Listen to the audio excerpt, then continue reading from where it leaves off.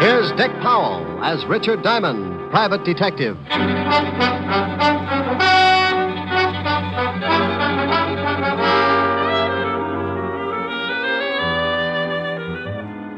Hello there. This is Diamond. I have a little office on Broadway at 53rd Street. And if you happen to be in the neighborhood sometime, you might notice a sign on the door. It reads Diamond Detective Agency. Yeah, that's how I make a living, such as it is. I sit at my desk behind that door and wait for someone to come in and hire me. Eventually, trouble works its way into someone's life and gives him a shove in my direction. He tells me about it, and I listen with the attitude of a father confessor. When he's done, I dry my eyes and tell him what I think. What I think really doesn't matter, because it's just a shortcut to $100 a day in expenses. Sure, you can hire a guy for less money, but when I work, it's for a price I figure I'm worth. It's got to be that way because sometimes the work's a little dirty, and I have to swallow a lot of pride. I get mixed up in everything from simple divorce to muscle-bound homicide, and when trouble can't find me a client, it starts working on yours truly, and I wind up in a corner. I guess trouble figured I was just about due for a squeeze play because one night last week, 2 lifers in the state pen started working me into their plans.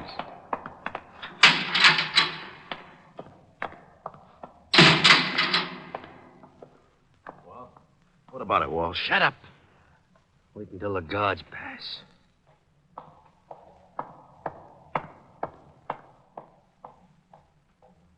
Okay. Drag out the cards like we was playing. Sure. Is it set for the night? Yeah. I got the car and everything. Yeah. We'll head for Florida and get across to Cuba. Oh, well, I'd be glad to get out of this 3 lousy years. Yeah, I got 8 behind me. I used every minute figuring how I'm going to take care of a guy. Oh, Walsh, you're not going to start that again? Forget it. Be glad you're getting out. You knock off that guy and you'll never make it to Cuba. Now, look, I figured this whole thing out. I paid out a lot of dough just to make it come off. And when it does, I'm going to kill an ex-cop. And you're going to help me. Me? Yeah. Unless you want to rot here. Oh, you're out of your mind. If this break comes off, it'll be the neatest trick in years, and you want to louse it up by knocking off some guy on the outside? You can stay here and rot if you want to. The only way I take you along is you help me to get a guy named Diamond. Yeah, but you waste a lot of time in New York. They'll have the roads covered by then. Look, just because this Diamond guy knocked off your brother in that bank job, you see, you bust out of here, it's on my terms. Now make up your mind, it's getting late. Okay. Give me the layout.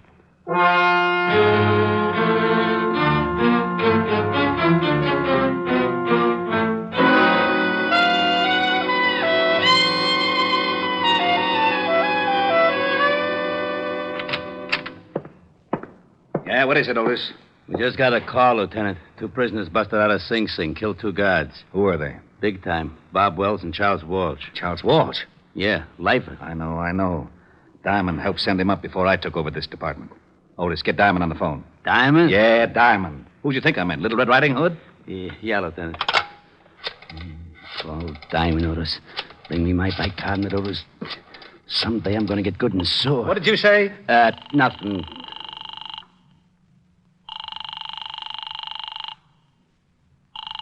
Nuts. Now what's the matter? His office don't answer. Give me that phone.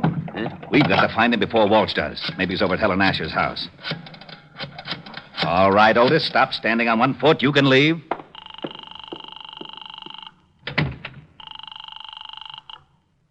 Miss Asher's residence? Hello, Francis. This is Lieutenant Levinson. Is Diamond there? Why, no, sir, but Miss Asher expects him. Wait a moment, sir. Here's Miss Asher. It's Lieutenant Levinson for Mr. Diamond, Miss Helen. Oh, thank you, Francis. Hello, Walt. How are you, Helen? I was looking for Rick. Oh, I was just talking to him. He should be here in about 20 minutes. Why? Will you have him call me right away? Something wrong? No. Just tell him Tell him an old friend of his is in town, and I have to talk to him about it. Oh, all right, Walt. I'll tell him. Thanks, Helen. It'll be at least 20 minutes. He's walking over from his office.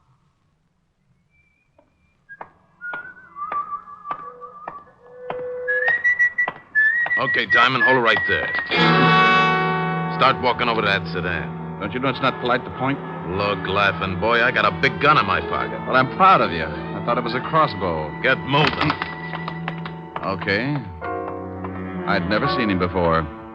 He was a tall guy with a scar on his chin. He walked me over to the sedan and opened the door. He moved in close and shook me down. He relieved me of my .38 and motioned me into the front seat. I slid in, and he started to follow, so I kept one leg out in front of me and kicked him in the face. I couldn't get enough leverage to cool him, but it gave me enough time to get out the other door and start making like a miler. I looked over my shoulder and saw him climb out holding a bloody nose.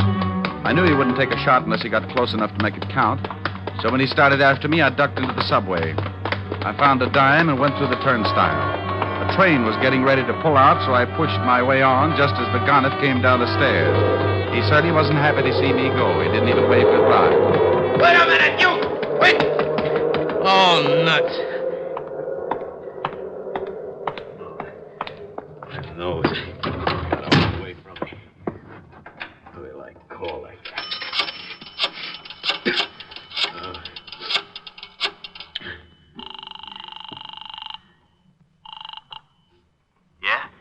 Yeah, you and your swell ideas. What's the matter?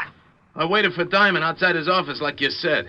I started to hustle him in the car and he kicked me in the face. Oh. I think my nose is You broken. stupid. I told you to be careful. Yeah, sure you did. You think I like getting booted in the nose? Look, if you want Diamond so much, you get him yourself. Maybe you can tell me how you're going to get to Cuba without me? Huh? Oh. Well, what do you want me to do now? I still want Diamond. Yeah, but he jumped the subway train. How am I supposed to find her? I found out he's got a dame over on Park Avenue. Pick her up, bring her over here. Pick her up? I'd give you the chair for kidnapping. I'll use her to get Diamond. Pick her up if you want to get out of the country. Yeah, but a Now, snitch. look, I busted you out of stir. I can bust you right back in. Oh, Now, pick her up. Her name is Helen Asher. She lives at 975 Park. well, what if someone else is there? What if there is? You want me to stop over making a fourth for bridge? Get him out of the way and bring the dame to me.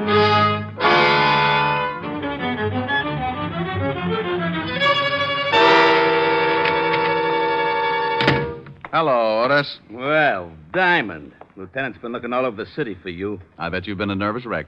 I wouldn't care if you fell off the George Washington Bridge, Shamus. Why, Otis? And after all, we've been to each other. Nuts. You better go on in and see the lieutenant. Sure.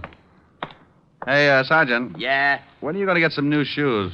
If yours turn up any more in front, you'll have to ski to work. Hello, Walt. Rick, we've been looking all over for you. Why don't you cops get on the job?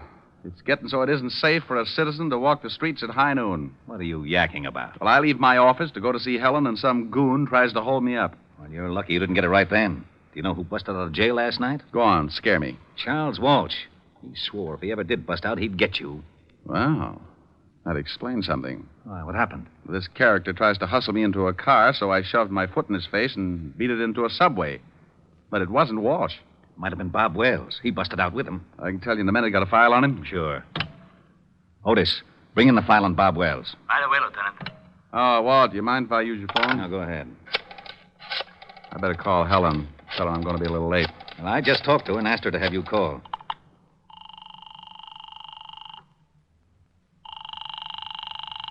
Where is everybody?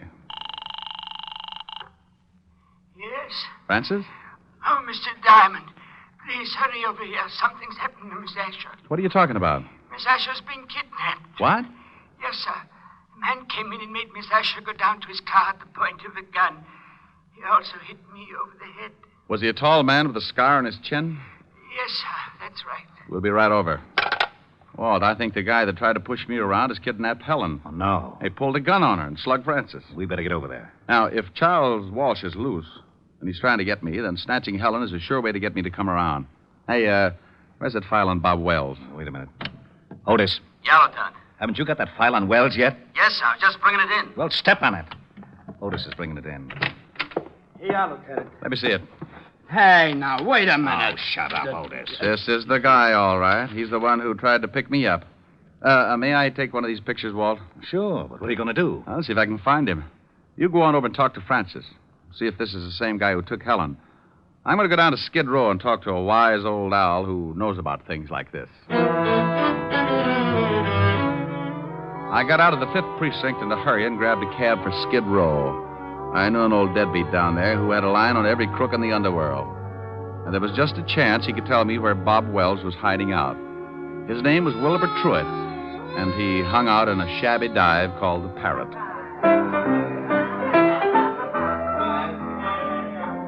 Hello, Wilbur.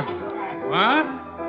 Egad, you at the piano, strike up a chorus of My Buddy, for the wandering boy has returned. Look, Wilbur. I would rise and bow from the waist as befits the occasion, but I fear that some sterno I accidentally came in contact with has rusted my spine, and I am forced to remain in a sitting position. I haven't got time to listen to the routine, Wilbur. I'm looking for someone. Here, take a look at this picture. Ever see this guy? Unless I have my morning constitutional, Buck, I can bring nothing into focus but a large bottle and a straw. Oh, waiter. Waiter, give me a bottle. You have arrived in the nick of time. I get that wonderful warm glow when you ask for a whole bottle.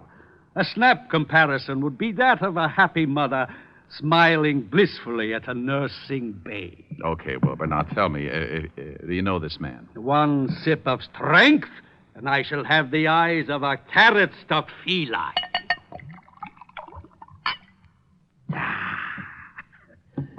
Now, yes, I can see the gentleman clearly. In fact, my vision has so greatly improved it begins to take on the functions of an X-ray.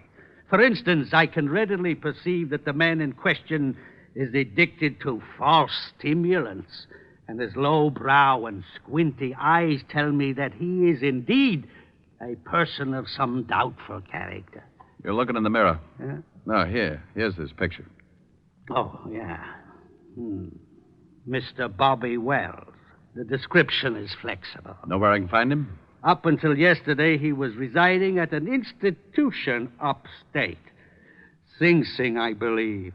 It is very possible that he is hiding out in one of his old haunts on 23rd Street, but I couldn't say for sure. Oh, why not? This bottle you purchased entitles you to one of my best guesses. To be absolutely accurate, I would need further inducement. It's the risk, bucko. Bring me another jug, bartender. Ah, bless you. Try looking in a rooming house at 533 West 23rd Street. Now, if you don't mind, I shall forget the necessity for long conversations and begin to concentrate on the work ahead of me. Goodbye, bucko, and stop in again. Say tomorrow morning if you wake up feeling charitable. I left Wilbur trying to figure the best way to parlay the two bottles and headed for the address he'd given me. It was a typical apartment house of the district, a 4-story building with a high premium insurance policy. I asked the landlady if a Bob Wells lived there, and she told me a man answering his description had taken a room there that morning. She told me he'd gone out a few minutes before, and she let me into his room. I told her to keep a lookout and warn me if he showed. Then I started looking. I tore the place apart, but I didn't come up with a thing. I spotted the phone and started to call Walt, and that's when I saw it. A pad lying by the base of the phone with a heavy imprint left from the writing on the top sheet. I pulled an old trick. I took a pencil and rubbed the lead lightly over the imprint, and up came one telephone number. I dialed it and waited. Weinberg's Delicatessen. Oh, is Bob Wells there? Oh? Bob Wells. Never heard of him. Thanks. Well, it's like that. 1 minute you think you got a lead hot enough to melt your change purse, and the next you find yourself looking like a tree surgeon in Death Valley. But in my business, it takes a conventional 3 to strike you out. So I found the address of the delicatessen, and 15 minutes later, I was standing between a smoked herring and a 3-foot salami talking with Mr. Weinberg. What can I do for you, sir? Oh, I talked with you, say 20 minutes ago about a Mr. Bob Wells. Bob Wells? Oh, yes. Never heard of him. Take a look at this picture. Maybe you know the face and not the name. It's familiar. Yes, I think I've seen him somewhere. Think hard now. This is important. Are you a policeman? Detective. Oh. How about it? Oh, yeah. So long as you're a cop, sure, I remember him. He came to my store last night. I remember because I had already closed, and he kept pounding on the door. Finally, I let him in. He was very rude. He bought a lot of groceries, but very rude. Have you seen him again? Sure, he came in this morning about Lux and Bagels. Stell Road. Where's your phone? In the back. Has this Mr. Wells done something? He left Sing Sing without saying goodbye to the warden. Now, look, I'm going in the back and use your phone. If Wells happens to come in while I'm back there, stall him and come back and tip me off. I'll do my best. But he better not be rude.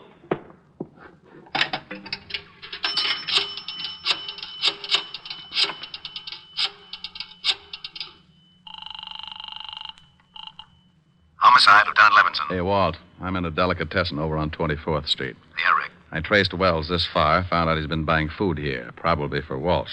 You think Walsh is hiding somewhere in the neighborhood? Yeah, that's my guess. They probably took separate places so they could move in a hurry if one hideout got hot. I'll be over there right away. Good.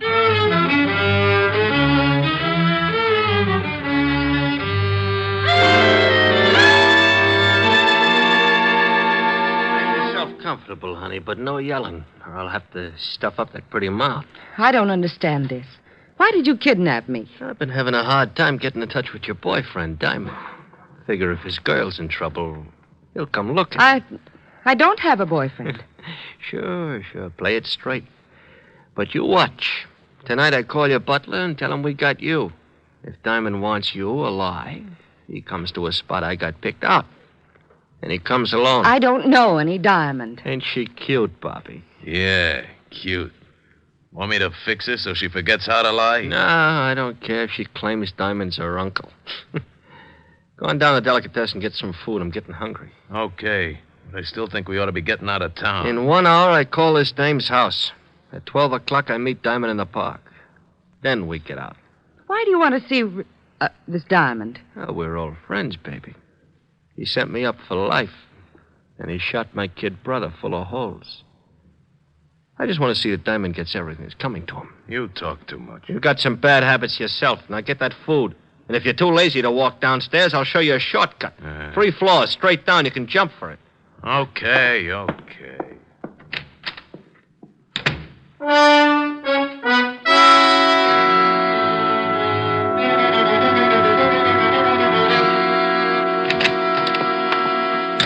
Good evening, gentlemen. What can Weinberg do for you? Hey, Lieutenant, that chopped liver sure looks good. Keep your fat hooks off of that, Otis. Walt, Oh, yeah, Rick? back here. All right. The storekeeper's watching out for Wells. If he shows, he'll come back here and tip us. I parked the squad car 2 blocks over. I didn't want Wells or Walsh to think something was up. Where's Otis? Otis! I'll be right with you, Lieutenant. I'm just buying something to nibble on. His nibble would grind up a whole cow. If Wells comes in and spots a cop, he'll take off like a jackrabbit. Hold it, Walt. What's the matter? That guy coming across the street. Looks like Wells. Oh. Otis, get away from that door. Huh? I can't hear you, Lieutenant. Our man's coming in the store. Get away from the door. He is? You want me to hide? No, you idiot. Just play it smart like you didn't know him. But get away from the door so he'll come in. Oh, okay, Lieutenant. Leave it to me. Walt, duck.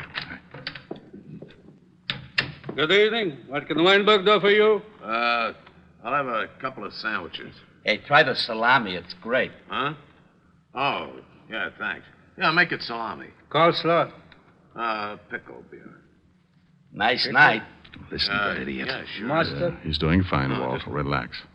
You live around here? Huh? No, just seeing a sick friend. Yeah.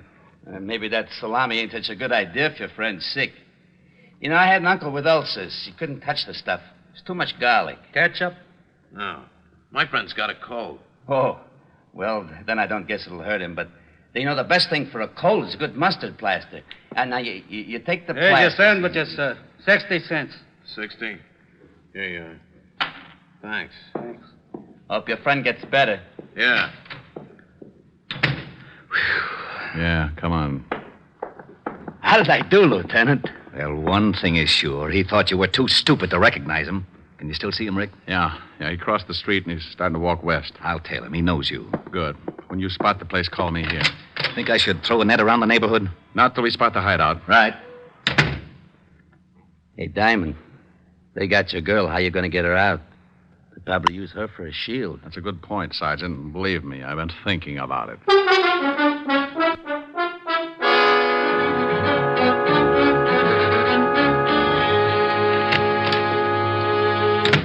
Here's the sandwiches. Swell. Hey, you only got 2. Oh, there was a cop in the delicatessen. A cop? Yeah, big stupid one. Listen, I told him I'm getting food for a sick friend, see, and he starts giving me all kinds You of sure you weren't tailed? Tailed? No, who tailed me? Cop stayed in the delicatessen. Okay. Here, honey. Have a sandwich. I'm not hungry. Oh. Suit yourself. Here, Bobby. Oh, thanks. Hey, when are you going to put in that call to this dame's butler? Right after we eat.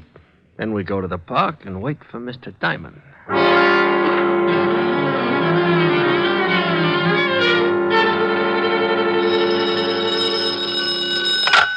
Yeah? I'm in a drugstore across from the building that Wells went in. It's about a block away. Nifty drug. Block west on your side of the street. I'll wait inside. We'll be right down. Come on, Otis. The lieutenant hasn't spotted. Okay. Thanks for the bagel, Weinberg. That's all right, officer. Come back again when you can pay for it. Come on, Otis. Move your big feet. Okay. Hey, you got any brilliant ideas how we're going to get Helen out of there in one piece? No, I gotta admit I'm stuck. Why don't you get that bear trap mind of yours working and make yourself a hero? Well, maybe we could start a fire in the building. It'd have to come out. Oh, swell. There's nothing I'd like better than a well-done girlfriend. Well, I was trying. Yeah. Hey, wait a minute.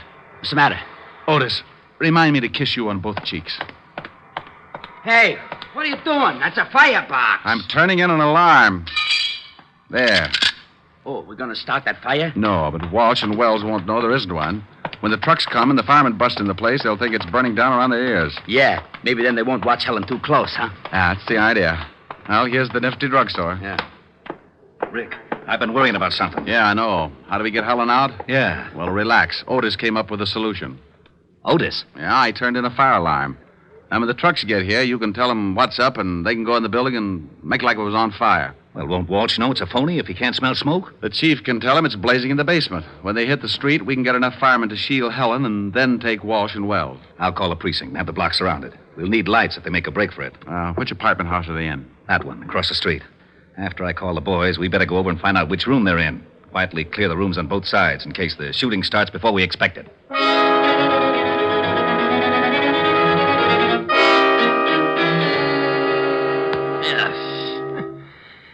Garlic upsets my stomach. How about that call? Yeah, right. What's your phone number, baby? It's in the book. Oh, she gonna be trouble, Bobby? He wants your number. Now, come on, we ain't got all night. All right. Evergreen 54308. Oh, that's better. Gotta be more careful, Bobby. Your lip's bleeding. Yeah. Hey, Walsh, what's that? Sirens. Maybe that's the cops. If somebody tailed you, I told you I wasn't tailed. Wait, I'll go see. It's fire trucks. They're coming down a block. I don't smell no smoke. Hey, they're pulling up in front of this building. The joint must be on fire. Let's get out of here. Maybe it's the building next to us. No, they're bringing their hoses right in front of the door of this joint. I'm getting out. Sit still.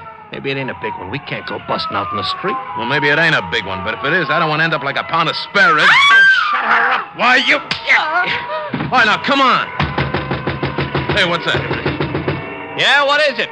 Fire department, we're evacuating the building. What are we going to do with the dame? Shove her in that closet. Just a minute. We'll be right with you. Hurry up. There's a fire in the basement. It's nearing a gas main. The whole place may go up any second. Did you hear that? Yeah, step on it. Okay. Hey, better step on it. Down these stairs. We can find our way. Hey, there's a couple of prowl cars. Yeah. Separate. We'll meet at the other place. Okay, Walsh, that's far enough. It's the shamus. Get him, Walsh. Don't reach for it, Walsh. I owe you something, Diamond. You all right, Rick? Yeah, Walsh. He's a worse shot than his brother. Where's Wells? He made a break for it, but he won't get through. All right, Wells. You can't get through. Drop your gun. You won't take me, copper! Well, that's that. What about Walsh? He's pretty dead. Come on, I want to find out what happened to Helen.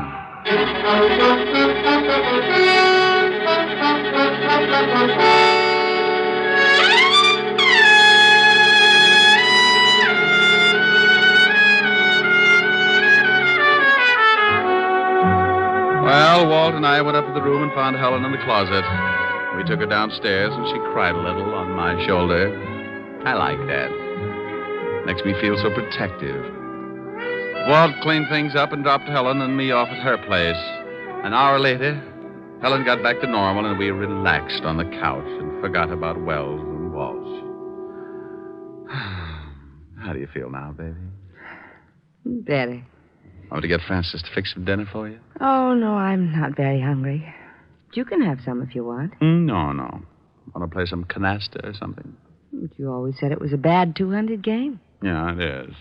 Well, I forgot my jack. Silly. Want a neck? Ooh, what you said. Come here. No. Helen? No, I'm mad. Mad? What for? Because those two thugs ruined a wonderful evening. What's the matter? Want me to go? Oh, you idiot, of course not. I had a big surprise planned. You did? Yes. Believe it or not, I had 2 wonderful seats for South Pacific, and now it's too late to go. Oh, no. Oh, yes. Oh, well, I'm sorry, baby. I'd love to have seen it. Me too. Well, I'm not exactly Ezio Pinza, but I'll try to make it up to you. Oh, Rick, that's a wonderful idea. All right. What'll it be? Some enchanted evening? Oh, really? Me. A some enchanted evening, you may see a stranger. You may see a stranger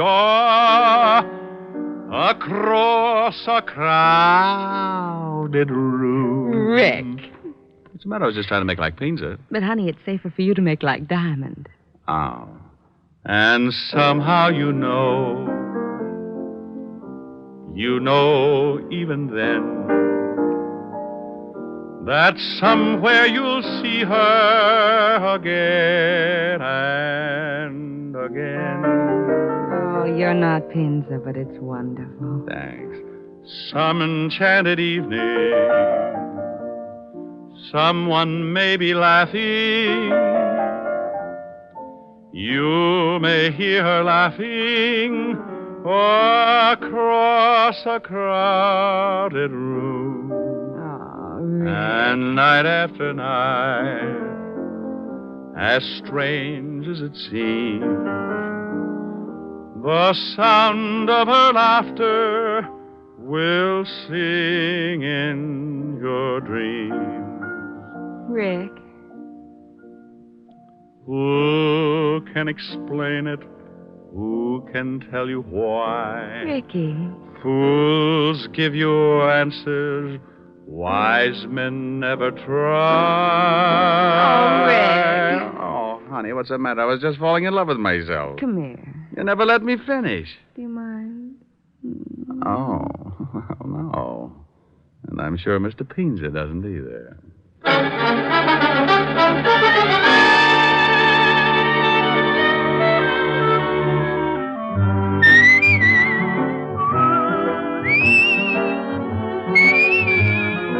You have just heard Richard Diamond, Private Detective, starring Dick Powell.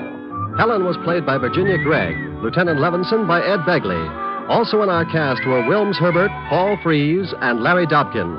Music was under the direction of Frank Worth. Richard Diamond is written by Blake Edwards and directed by William P. Rousseau. Now, this is Eddie King, inviting you to be with us again at the same time next week, when we will again bring you Dick Powell as Richard Diamond, Private Detective.